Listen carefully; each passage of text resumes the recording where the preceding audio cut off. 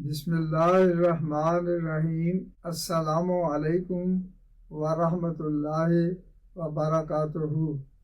پچھلی pod cost میں نے ذکر کیا تھا کہ لاہور سے لائبیریا میں گیا تھا، تو یہ 1985 کی بات ہے۔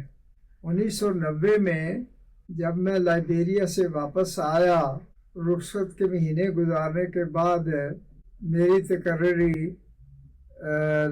ماڈل ٹاؤن لاہور میں ہوئی۔ ماڈل ٹاؤن لاہور جو ہے، اس کے ساتھ گارڈن ٹاؤن، فیصل ٹاؤن، اسی طرح آگے ٹاؤن شپ، یہ حلقہ جات اس طرح تھے، لیکن خود اپنی ذات میں ماڈل ٹاؤن کا ایک بہت بڑا حلقہ تھا، بڑی مسجد ہے۔ تو جب میں وہاں پر گیا ہوں، بہرحال کچھ گرمیاں شروع ہو چکی تھیں، گرمیوں کے دن تھے، اور وہاں پر میجر جنرل ناصر احمد صاحب صدر حلقہ تھے، اور مکرم عطاء الرحمن چغتائی صاحب جنرل سیکرٹری تھے۔ جنرل صاحب ایک بہت ہی شفیق انسان تھے۔ میجر جنرل کے رینک کے کسی شخص کا محاذ جنگ پر زخمی ہونا یہ بہت ریئر ہوتا ہے۔ تو بہرحال یہ جنگ میں زخمی ہوئے تھے، اس کے بعد اللہ بہتر جانتا ہے کب ریٹائر ہوئے تھے۔ بڑی باقاعدگی کے ساتھ مسجد میں تشریف لاتے تھے، خاص طور پر نماز مغرب سے پہلے کچھ دیر پہلے آنا، ادھر ادھر دیکھ بھال کرنی۔ تو سب سے پہلے وہاں پر جب میں گیا ہوں، بحال سیٹ ہونے کے بعد بچوں کے داخلوں کا مسئلہ تھا، تو قریب ہی ایک پرائیویٹ سکول تھا، اس میں داخل ہونے کے لیے کہا گیا کہ یہ اسکول قریب ہے، میں ادھر چلا جاؤں۔ عطاء الرحمن چغتائی صاحب جو تھے جنرل سیکرٹری، انہوں نے کہا کہ جو اسکول کا ڈائریکٹر ہے اسے بتا دینا کہ چغتائی صاحب نے ہمیں بھجوایا ہے۔ بہرحال میرے 3 بچے تھے، تینوں کو لے کر میں وہاں گیا۔ چونکہ وہ ایک پرائیویٹ سکول تھا، ان کی فیسیں تو آسمان سے باتیں کر رہی تھی، تو میں نے ذکر کیا تھا کہ چغتائی صاحب نے ہمیں یہاں آپ کے پاس بھجوایا ہے۔ تاہم بہرحال مجھے واپس آنا پڑا۔ جیسا کہ میں نے ذکر کیا ہے، گرمیوں کے دن تھے، وہ اسکول یہ دور نہیں تھا، لیکن پھر بھی جب واپس آیا ہوں میں، کچھ مایوسی بھی تھی کہ کیا ہوا، داخلہ نہیں ملا بچوں کو، کیا بنے گا۔ آ کر میں لیٹ گیا۔ اس وقت سونا کیا تھا، گرمی تھی، اتنے میں مجھے ایسے آواز آئی کہ ناصرہ آئی ہے۔ جب یہ آواز آئی تو میں اٹھ کر بیٹھ گیا، ساتھ ہی برآمدے میں اور اس کمرے میں گیا، تو میں نے اپنی اہلیہ کو بتایا کہ بھائی اللہ تعالیٰ فضل فرمائے گا۔ ابھی تھوڑی دیر ہی گزری تھی کہ باہر کا دروازہ کسی نے کھٹکھٹایا، تو وہ خادم مسجد تھا، جس کا اس کوارٹر کے بالمقابل دوسری جانب کوارٹر تھا۔ دروازہ اسے کھٹکھٹایا اور کہا کہ کوئی صاحب آپ کو ملنے آئے ہیں، اور وہ کار پر آئے ہیں اور ادھر کھڑے ہیں۔ میں باہر نکلا، ان کی طرف بڑھا گیا، تو میں نے دیکھا تو یہ تو وہی شخص ہے جو اسکول کا ڈائریکٹر ہے۔ وہ اصل تو اس کا والد تھا، وہ فوت ہو چکا تھا۔ بہرحال اس کی والدہ بھی اسکول کو کنٹرول کرتی تھی۔ اب یہ نوجوان جو تھا، یہ عام جو ڈیلنگ وغیرہ تھی یہی کرتا تھا. تو جب میں نے دیکھا یہ وہی شخص ہے، اس سے ملا، سلام کیا. وہ کہنے لگا بات یہ ہے کہ آپ کے جانے کے بعد میری والدہ آئی، اور جب میں نے ان کو بتایا کہ اس طرح کچھ جماعت کے مربی صاحب آئے تھے بچوں کے داخلے کے لیے، تو بہرحال وہ نہیں افورڈ کر سکتے تھے، واپس چلے گئے. اور ساتھ اس نے ذکر کیا کہ ان کو چغتائی صاحب نے بھجوایا تھا. جب اس خاتون نے سنا، وہ کہنے لگی یہ تم نے کیا کیا، فوراً جاؤ اور ان کو بتاؤ کہ ہمارے اسکول میں ہی آپ کے بچے داخل ہوں گے. اس لیے وہ پھر بھاگا آیا. تو بہرحال خدا تعالیٰ کی ناصرہ کہ میں نے اللہ تعالیٰ کی مدد کے ہیں، تو بہت جلد ہی خدا تعالیٰ کی مدد آ گئی. چنانچہ دوسرے دن پھر میں بچوں کو وہاں لے کر گیا. فیسیں تو بہرحال پرائیویٹ اسکول تھا، دینی پڑ، بہرحال وہ ریٹ نہیں تھے جو اس سے ایک دن پہلے تھے. تینوں بچوں کو اس اسکول میں میں نے داخل کروا دیا. الحمدللہ اللہ ذالک. اس حلقہ میں رہتے ہوئے یہاں باقاعدگی سے نمازیں ہوتی تھیں. یاد رہے کہ یہ 1990 کی بات ہے. گرمیوں کے دنوں میں ایک بات دلچسپ کا ذکر کرتا چلوں کہ کچھ بزرگ تھے، 4-5 یعنی بڑی عمر کے احباب، جو کہ نماز مغرب پڑھتے، اس کے بعد پھر انتظار کرتے تھے حتیٰ کہ نماز عشاء پڑھ کے جاتے تھے. وہ پیچھے صفوں میں بیٹھ جاتے، باتیں کرتے تھے. کیا باتیں کرتے تھے؟ جنرل باتیں، گپ شپ، دینی باتیں، اللہ بہتر جانتا ہے. لیکن یہ ان کا معمول تھا کہ مغرب کے بعد آنا اور پھر انتظار کرنا حتیٰ کہ عشاء جب نماز ہو جائے پھر وہ واپس جاتے تھے. بہرحال عشاء کی نماز کا وقت کوئی سورج غروب کے 1.5 گھنٹے بعد ہوتا ہے. تو ان کی یہی خواہش ہوتی تھی کہ شرعی لحاظ سے جتنا بھی ممکن ہے، یعنی جب بھی عشاء کی نماز کا اول وقت شروع ہو جائے تو اس وقت ٹائم رکھا جائے تاکہ وہ عشاء کی بھی پڑھ کے جا سکیں. اب اس چیز کو 35 سال ہو گئے ہیں، اور اس چیز کا ذکر میں اس لیے کر رہا ہوں کہ آج کل میری بھی یہی صورتحال ہے. میں اب بیت الصبوح میں نہیں رہتا، اس کے اپوزٹ بیت العافیت میں رہتا ہوں، اور وہ سڑک کے پرلی طرف ہے. تاہم جب میں مغرب کی نماز کے لیے آ جاتا ہوں تو پھر نماز عشاء پڑھ کے واپس جاتا ہوں. میں نے ذکر کیا وہ کیا باتیں کرتے تھے یہ تو مجھے علم نہیں، لیکن مجھے بہرحال موقع مل گیا کہ حضرت امیر المومنین اید اللہ تعالیٰ بنصر العزیز نے جو دعائیں اور تسبیحات کرنے کے لیے 2024 میں ارشاد فرمایا تھا، ان کو اس وقت میں کر لیتا ہوں. اس سے پہلے میرا معمول تھا کہ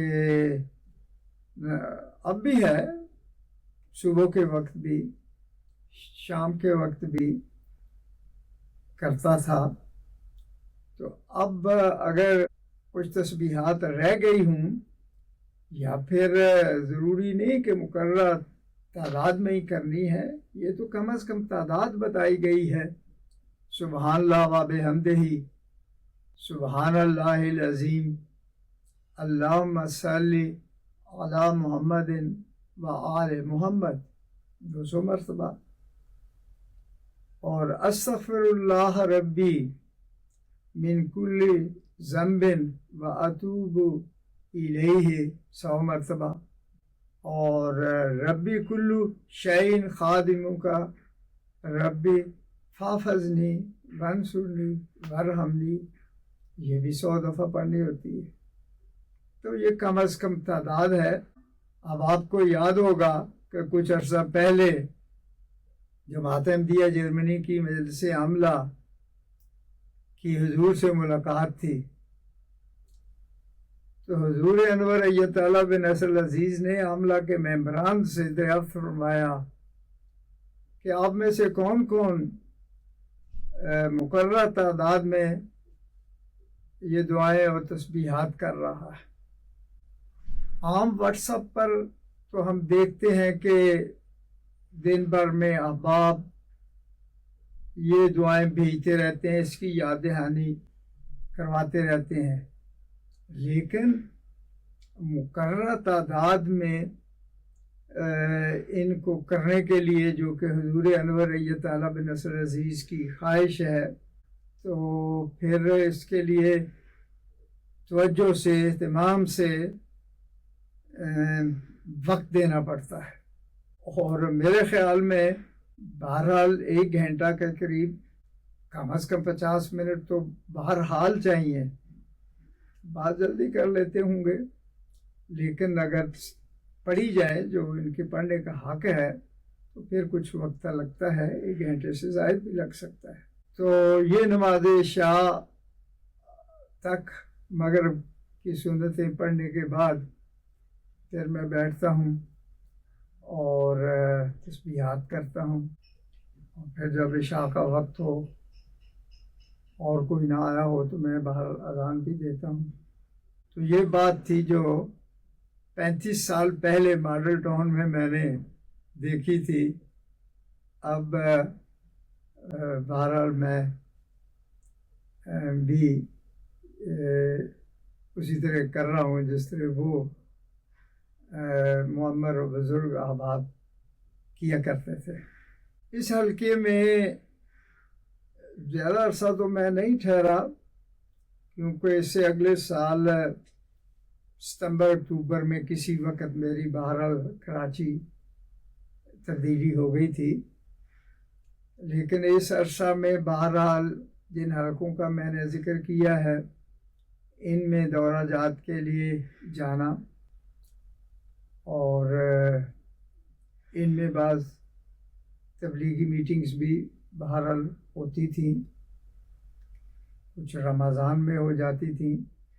اور ایک دفعہ میں کچھ نوجوان میرے پاس آئے، وہ رمضان کا مہینہ تھا، کہنے لگے کہ آپ ہم نے کچھ لوگوں کو افطاری پر بلایا ہے، کچھ غیرت جماعت دوستوں کو بھی بلایا ہوا ہے، آپ ہمارے پاس آئیں۔ میں نے کہا ٹھیک ہے چلتے ہیں۔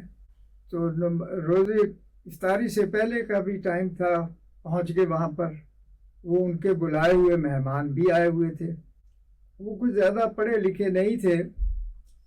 اب ہمارے دوست بھی عجیب کیا کہوں سادہ لوگ تھے، وہ بار بار ان کو یہی کہیں کہ سوال کرو سوال کرو، جو کوئی پوچھنا پوچھیں۔ وہ لوگ خاموش تھے۔ آخر میں ان میں سے ایک نے کہا میری طرف اشارہ کر کے کہ آپ ان کو بلا کے لے کے آئے ہیں، پہلے ان کو تو موقع دیں، جو یہ کہنا چاہتے کہیں، پھر ہم نے کوئی سوال کرنا ہوا تو کریں گے۔ تو بہرحال یہ ایک عام سادہ سی تبلیغی میٹنگ کا میں نے ذکر کر دیا۔ اس کے علاوہ بچوں کی کلاسیں بھی ہوتی تھیں، خاص طور پر ٹاؤن شپ کے علاقہ میں۔ ادھر تو جو کلاسیں یا پروگرام مسجد نور ماڈل ٹاؤن میں ہماری مسجد ہے، وہ ہوتے تھے۔ کلاسوں سے ذکر آ گیا کہ ایک دوست انگلستان سے واپس گئے تھے، انہوں نے خدام الانبیاء کے تحت یا ویسے ہی یہاں پر کمپیوٹر سکھانے کی کلاسز بھی لگائیں، جو کہ ادھر کمرے تھے مشن ہاؤس میں مسجد کے ساتھ ہی، ان میں ہوتی تھیں اور میں بھی ان میں شامل ہو جاتا تھا۔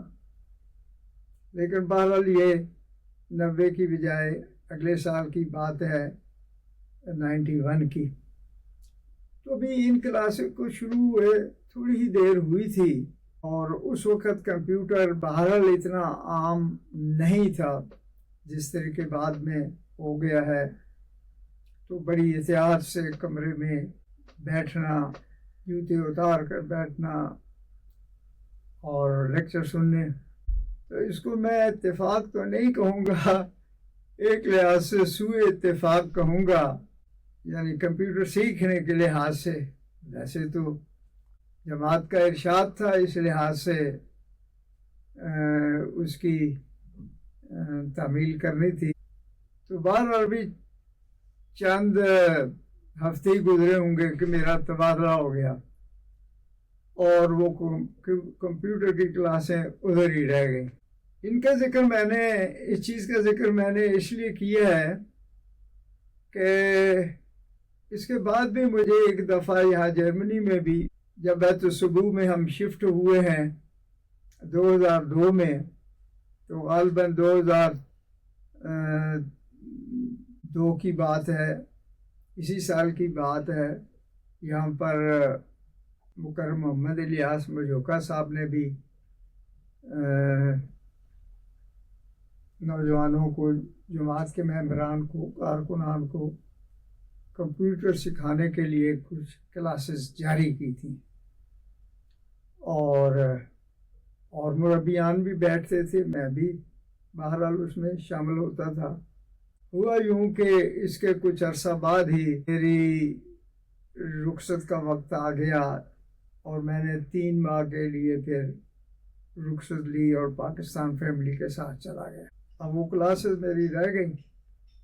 مجھے یاد پڑتا ہے کہ جو میرے ساتھ اس وقت مربیان نے سیکھنا شروع کیا تھا، وہ کلاسز تو زیادہ دیر نہیں چلی ہوں گی، لیکن اس کے بعد پھر انہوں نے جو ابتدائی سبق سیکھے تھے ان کو ڈیولپ کیا، اور اب وہ بخوبی کمپیوٹر پر کام کرتے ہیں۔ لیکن میرا کمپیوٹر سیکھنے کا جو کام تھا وہ رہ گیا، اس لیے میں آج تک سیکھ نہیں سکا۔ تو خیر یہ بھی ایک ضمنی بات تھی۔ یہاں پر اس حلقے میں رہتے ہوئے جن احباب سے ملاقات ہوئی جو اب تک یاد ہیں، خاص طور پر ایک میجر ڈاکٹر محمد اسحاق بقاپوری صاحب، اور اسی طرح ایک ہومیوپیتھ ڈاکٹر بھی تھے جو کہ پہلے کوئٹہ میں ہوتے تھے، شیخ محمد حنیف صاحب۔ تو بہرحال انسان بیمار ہوتا ہے تو ان کے پاس ڈاکٹروں کو کنسلٹ کرنا پڑتا ہے، ان کے پاس جانا پڑتا ہے۔ اسحاق بقاپوری صاحب تو بعض دفعہ اگر ان کو فون کیا ہے کوئی تکلیف ہے تو ادھر آ کر بھی دیکھ لیتے تھے، یعنی مربی ہاؤس میں یا مشن ہاؤس میں۔ اس کے علاوہ میں یہاں پر ذکر کرنا چاہتا ہوں میجر غلام احمد صاحب کا۔ میجر غلام احمد صاحب جو ماڈل ٹاؤن میں ایک قبرستان تھا احمدیوں کا، اس کے نگران تھے، اور بڑے کمیٹڈ تھے اس کی مینٹیننس کے لیے، اور اس سے متعلق جو کام تھے کرنے کے لیے۔ اور جب کوئی جنازہ ہوتا، جنازے کے بعد ہی تدفین میں جانا ہوتا ہے، تو مسجد میں جنازہ ہوتا یا کسی اور جگہ بھی، تو جس جنازے میں شامل ہوتے بعض دفعہ آ کے مجھے کہتے کہ بھائی ان لوگوں کو یہ بھی بتاؤ کہ کیا پڑھنا ہوتا ہے۔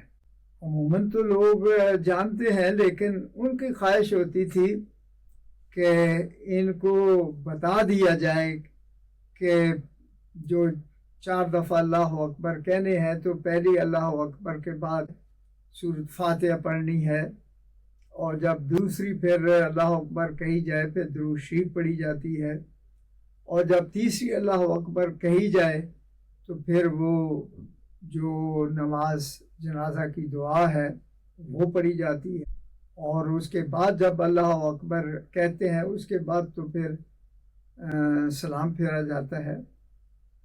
لیکن یہ دعائیں کوئی رسماً تو نہیں پڑھنی چاہیے۔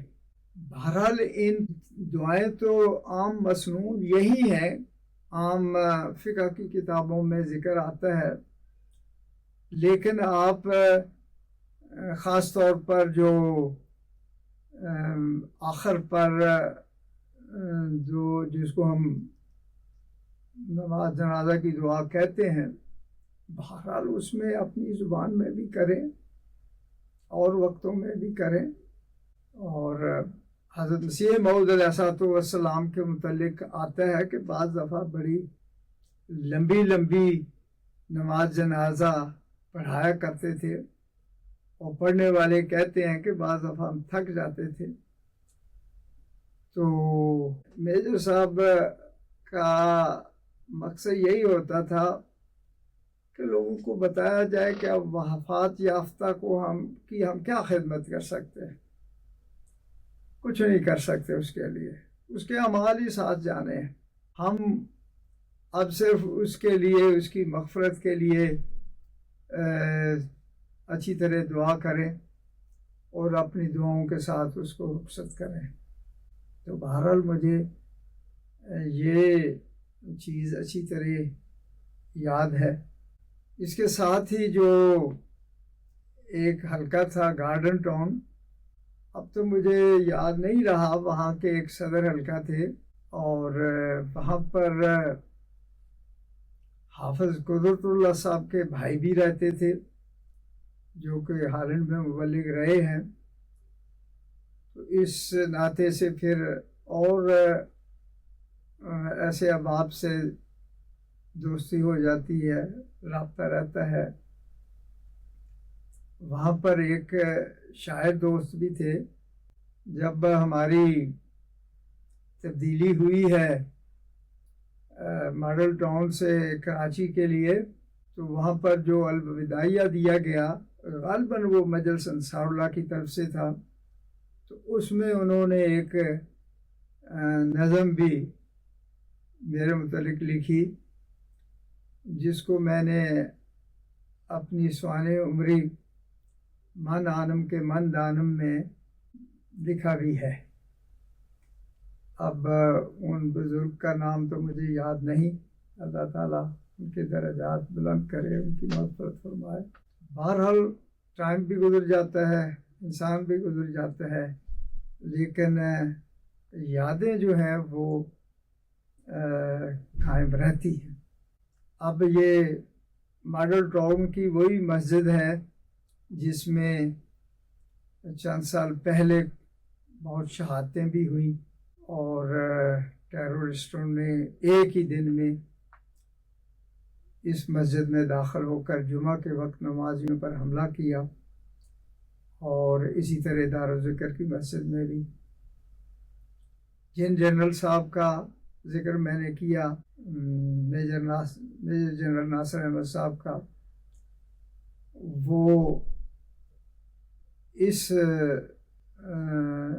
ان کو اس موقع پر شہادت نصیب ہوئی۔ ربی سلسلہ جو تھے وہ بھی شہید ہوئے، اور کچھ احباب بھی شہید ہوئے۔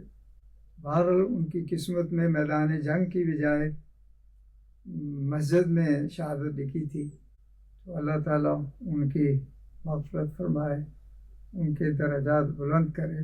تو میں اپنی اس پوڈ کاسٹ کو یہاں پر ہی ختم کرنا چاہتا ہوں۔